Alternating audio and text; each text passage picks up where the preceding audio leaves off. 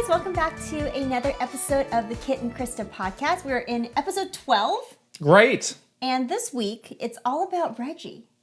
Shall we move on to our Never a Minute segment? We shall. Very different than what we've been talking about right now. So, constantly of interest, constantly happening around us are the console wars. Oh, the console wars.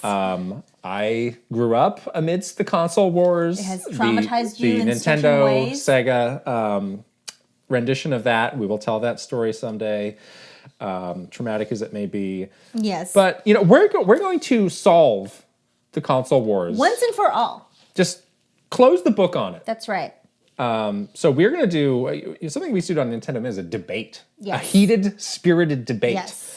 So we are going to be debating the two. I mean, there's definitely more sides to this, but you are going to be representing PlayStation, and I'm going to be representing Xbox. Yes. And we're going to see, once and for all, who's right. Who's going to have the upper hand. Look at how high I'm putting my hand. My hand doesn't The upper go hand, that I already have it. You have the literal upper hand. I do, yeah. I can't argue with that, really, because that's fact. But I can't argue against why PlayStation is better than Xbox. Is this just going to be baseless attacks against me? Pow! No. Be like, Of course not. you're ugly, you're dumb. What? What are you doing? You getting your phone up? Are you getting like? I'm getting text messages from Are you getting JP PlayStation. like John Q. Sony is like got a bug in your Sid. ear, or is he gonna? Is that you? You gonna conference him in or something? Yeah. Like what's going on Like here? he talked to Sid. It's Kratos. He's gonna call me boy. Kratos is gonna mess you up. Yeah. You better be careful. I am pulling. What up are you my doing though? Beautiful arguments that I have on my phone. Oh, they're on your phone. Very You can't show up to a formal debate professional. with look at your phone.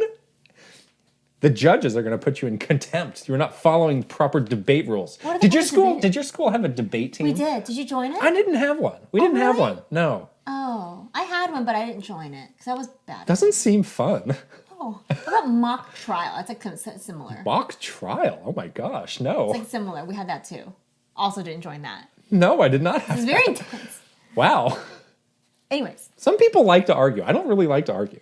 are you serious right I don't now? like to argue. You yeah. love to argue. That's like mean, your favorite pastime. A lot of times I'll just be like, "Yeah, you're right. I don't care." That's I'll just it concede. At all. You don't. Well, sometimes your arguments are so bad I have to squash them. That is not. have to you have dump a water on 'em. very No. distorted view of who you are. I'm very easygoing. You're very particular, actually. You're not easygoing at all. Anyways, let's not Let's argue. go. Let's not debate each other. I'm going to be a gentleman and let you go first. All right. Yes. That sounds Oh, look at wow. I will Look go. how great This that is like a works. strategy against me. No, so you it's can, like, not. fight me. Of being a gentleman. Okay. Of having class. Please. Put on those tails and cuffs Please go right ahead. now. Yes, my ascot, my neckerchief, and my handkerchief. Please begin. Pocket square. Well, I'll just start with something that's pretty obvious Oh. about PlayStation that we all know and love, which is that they have very strong first-party IP, or PlayStation exclusives, I should say. Okay. You know, we have titles that we know and love that are very highly produced, very cinematic, just like very well done. You know, do we have to name them? God of War, Horizon, Never heard of it. Last of Us. Huh? You know, those games that you know and love. Yes. And the other kind of a cool little factoid that I saw was that Oh. in 2020, PlayStation exclusives have won the most Game of the Year awards. So it just speaks well. Say that again? PlayStation In 2020, they won the most? Or Yes. in history? in 2020. I believe that also in Oh, 2019. I think that was for Last of Us then. They won a lot. I mean, Yeah. their games are, you cannot deny that they are. What are your impressions of Last of Us Part 2? Well, I didn't A game play you that never game. played. But I played I'll let you other finish. I'll let you finish. PlayStation exclusives. Okay. This is where they need a 1 minute timer.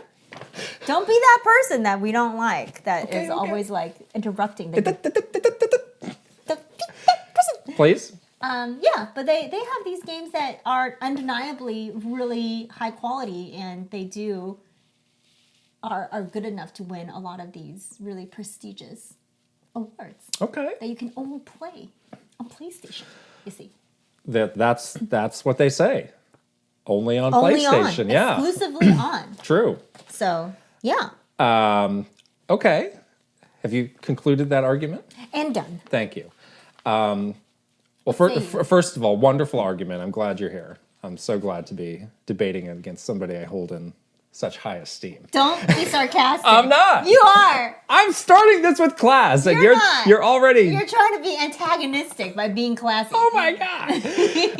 I think I agree. Who can deny the high production value of those games? Unfortunately, I think the production value is so high they might put the company out of business soon. Oh, let's be Because real. it really led to Sony nickel and diming all of us with this, PlayStation Plus and what have you. But anyhow, Still buying it. if you want to talk about exclusives, I think Xbox has the great strategy. If you can't beat them, buy them. So soon, in addition to all of the great first-party stuff, Halo, Gears of War, Fable, Forza, now we're adding the Activision library of hits, Call of Duty, the biggest game. Do you feel that? Oh, sorry. We've got Bethesda, all of their, Elder Scrolls, we've got Doom, all the future games to come, and all these other smaller studios too. It's not just the AAA. We have the full spectrum of games, from the biggest of the big to cultivating the grassroots indies of tomorrow. Kai Commercio asks, is there a market you feel is missed potential that Nintendo is missing out on? Like as not having things like shows or like putting music on music services like man. Spotify. I think there's a lot of options here. Yeah, all of it. No, just kidding. Music is definitely a huge one that Yeah. I'm just like always like, why though? Yeah. Nintendo's tried, I think, very sort of like not to the fullest. They did the concerts, the Legend of Zelda concerts. That was kind of cool, but they're really cagey But never about actually releasing it. And as we've mentioned a number of times, there are legal issues, but again, it's nothing that is like impossible to resolve. It just requires the focus and attention to solve it. Exactly. Shows, well, we know how this movie is going. Not great, so maybe they can't do that. The one that I would call out is the historical stuff. Yeah. And I was so happy and frankly relieved when they announced the Nintendo Gallery coming to Uji, which is right next to Kyoto, because it just felt like the company was neglecting that. Yeah. And it's like, at some point, this stuff gets lost. The history, the very important, rich history is lost. So hopefully now that brings apart an archivist like a to go proper in. archiving, putting things away to be, restored, kept in Put good it condition. in the Lucite, people. Right.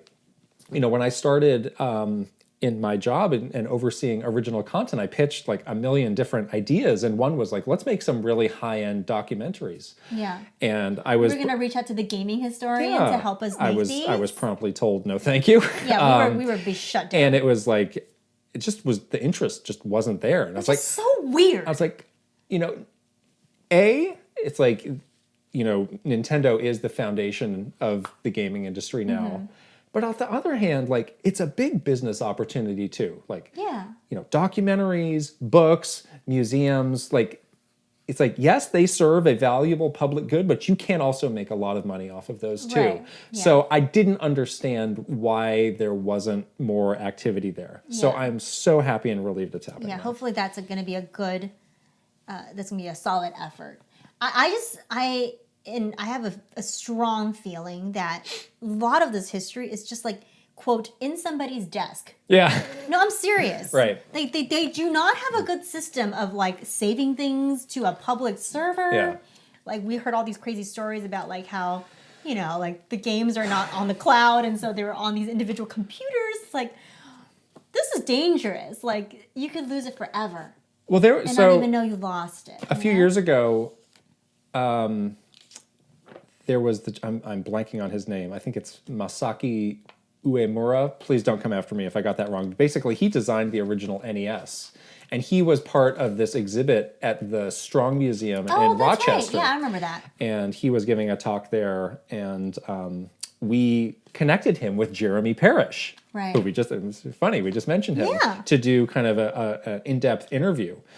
And I remember Jeremy came away from that saying, "It's like, wow, I can't believe how much knowledge he has that I hadn't heard before, that just wasn't out there." Yeah. And he passed away a few years ago. Yeah. And it's like, So how do we maintain this history and these stories Yeah. and these incredible people who made we're it all part happen? of this very important history. So it's kind of like a scary thing that Nintendo does not take Yeah. seriously, which is unfortunate. But glad to see that the museum is happening. That's a big step forward. Yeah. Hopefully, it's something that is going to really help to capture some of that.